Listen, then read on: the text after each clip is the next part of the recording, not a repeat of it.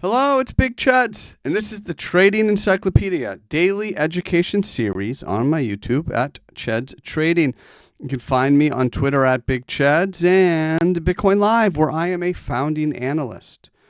For today's lesson, we're going to talk about a fun chart pattern called an inverted three Buddha. What is that? Well, it's really just an inverted head and shoulders. It's another name for it in Japanese candlestick theory, inverted three Buddha pattern, as opposed to a three Buddha top. This is a three Buddha bottom. Here is a quick AI overview. You can go ahead and read this on your own, but it's a bullish reversal pattern in Japanese candlestick theory. So what do you need? You have the Buddha for the head. You have the attendants for the shoulders. That's pretty cool. I like that terminology. Let's look up at it and talk about it. So for an inverted three Buddha, you have the price coming down. So it's a reversal pattern, which means you need to have a trend to reverse. You have a downtrend. You set a low. You bounce back up. You set another low, which is the what was the term for it? This is the Buddha and the attendant. So here's your attendant. Now you set the Buddha and then the attendant. Okay. It's also just shoulder, head, shoulder.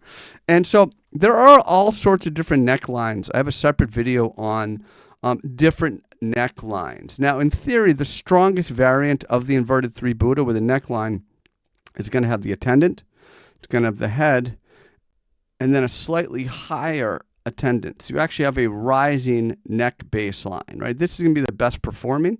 It's bullish. It shows increased buyer demand. You have a higher right attendant or right shoulder, right? That shows you the most bullish variant. The one that's least likely to result in a reversal would be attendant, Buddha, and then attendant, right? You have kind of a descending neck baseline.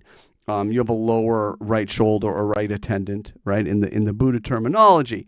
So really, you've got different neck baselines. You also want to look at volume component. Now, typically, you're going to see in either head and shoulders or three Buddha, you're going to see the most volume on the initial drop on this left shoulder, right?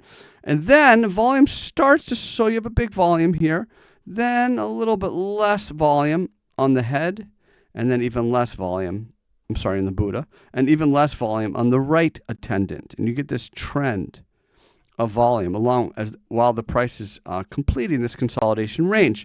And then you look for volume on a breakout. When the price is able to break the neck baseline, you will see a spike likely, and that's what you'd like to see ideally, would be a spike in volume to give you a little bit more confirmation.